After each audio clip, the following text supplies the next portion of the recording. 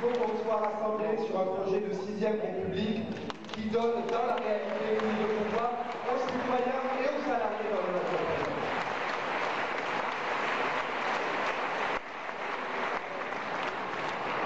Merci. Je vais maintenant demander à Corinne Lepage de faire le même exercice en vous remerciant tous parce que vous tenez dans des délais extrêmement courts. Vous allez dire beaucoup de choses en 2 minutes 20. Merci Corinne. Merci, je vais essayer de me plier à la même règle. Moi je suis d'accord avec les deux propositions de Dany. Je voudrais ajouter 2 points qui sont complémentaires et peut-être davantage dans les outils. Premier point, rendre possible le souhaitable. Je crois que c'est absolument fondamental de travailler sur des propositions concrètes, d'être pragmatique, de ne pas se perdre dans des idéologies, mais bien de proposer des solutions aux besoins des Français, des solutions qui s'intègrent dans un projet de long terme et qui permettent de sortir des contradictions tant individuelles que collectives dans lesquelles nous sommes plongés. Si nous ne proposons pas des choses concrètes, évidemment, ça ne marchera pas. Ça, c'est le premier point. Le deuxième point qui me paraît fondamental, ça rejoint l'idée de la 6e République. Moi, je suis 6e-iste depuis très longtemps. C'est effectivement de mettre en avant la défense des valeurs républicaines. Non pas de manière théorique, là aussi, mais de manière pratique. Oui, il y a des questions dans ce pays qui se posent. Oui, il y a des questions sur la sécurité. Non, les solutions qui sont apportées ou proposées sont inacceptables. Et je crois que nous devons travailler sur qu'est-ce que c'est que la défense des valeurs républicaines et comment est-ce qu'on peut se retrouver autour de ces valeurs républicaines. Si on arrive à faire l'un et l'autre, alors qui peut le faire? Est-ce qu'on peut tous ensemble? On est très différents autour de cette tribune. Est-ce qu'on peut y arriver? Est-ce qu'on ne peut pas y arriver? Est-ce qu'il en faut d'autres? Je crois que tout ça, c'est des questions qu'il faut qu'on se pose et qu'on se posera peut-être dans la suite du débat.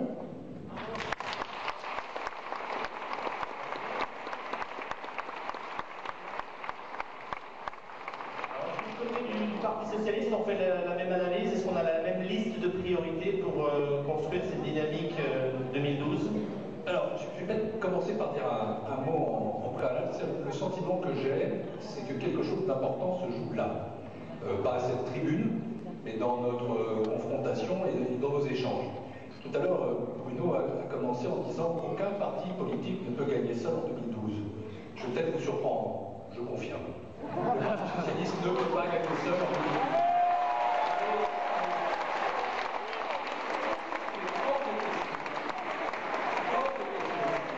Nous restons dans une attitude qui a pu sembler être une attitude hégémonique. Et soyons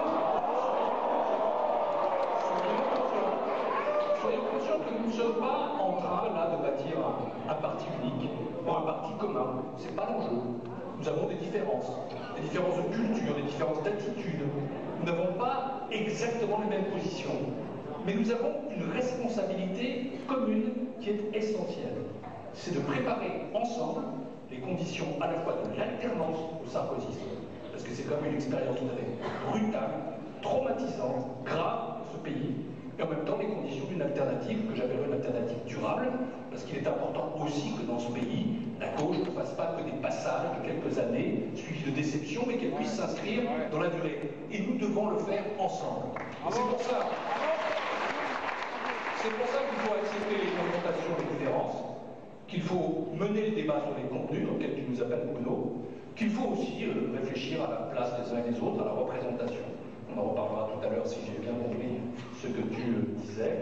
Mais voilà, moi, mon sentiment, c'est que notre devoir commun, c'est de construire. Alors après, ayant dit ça, à mon tour, je vais m'inscrire dans les 2 enjeux qui ont été posés par Dany. Le premier, c'est la transformation sociale et écologique. De ce point de vue-là, c'est vrai que tu avais repris ton souffle pour donner le titre de ce que j'avais animé au Parti socialiste. Nous avons eu une convention nationale sur un nouveau modèle de développement économique, social et écologique, dans lequel ce parti, sans intérêt au vôtre, a fait son tournant social et écologique et considère effectivement qu'il est important. Vous savez, les amis, je vais vous dire une chose. Vous faites comme vous voulez, mais nous ferons ça ensemble, nous ne le ferons pas. Et je pense que si s'écouter est un minimum, voilà, parce que nous allons vivre ensemble, agir ensemble, et la deuxième chose aussi, c'est la construction d'un nouveau modèle démocratique et républicain. Et de ce point de vue-là, soyons conscients qu'on a en face de nous un président qui est un véritable liquidateur du modèle républicain, et qu'il s'agisse effectivement des institutions, qu'il s'agisse de la liberté des médias dans ce pays, qu'il s'agisse de la conception de la nationalité, qu'il s'agisse de l'approche que nous avons de l'immigration, qui ne doit pas nous faire peur. Nous devons bâtir ensemble ce modèle démocratique et républicain. Voilà ce que nous devons construire. Une punition, enjeu prioritaire. Juste tout au début pour répondre au petit échange entre la salle et Pierre qui vient d'avoir à l'instant. C'est que je crois que nous devons avoir une vraie discussion sur le fond, parce que justement, s'il y a eu cette réaction face au projet social et écologique, c'est que on a tous compris, et encore plus ceux qui sont ici, à quel point le terme de les mots de l'écologie ont été tout à fait adoptés. Refusés pendant longtemps, mais tout à fait adoptés, et par le président de la République avec quelle maestria. Mais ça ne veut pas dire que concrètement, ces mots de l'écologie se traduisent.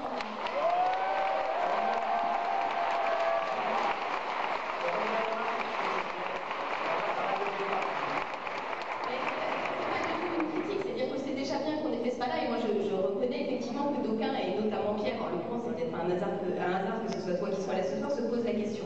Moi, je crois que pour aller plus loin et pour rajouter quelque chose sur les enjeux, je pense qu'il y en a un qui est fondamental et qui est profondément politique, mais qui n'est pas un enjeu, j'allais dire, pratique. C'est de répondre au désarroi, à la souffrance, au mal-être qui existe dans notre société aujourd'hui. Hier, on a eu la présentation du constat du médiateur de la République, et tout le monde le sait. On est dans un pays en souffrance, et dans un pays qui ne croit plus en la politique, qui ne croit plus en ses politiques, mais qui, pour beaucoup, ne croit plus en grand-chose.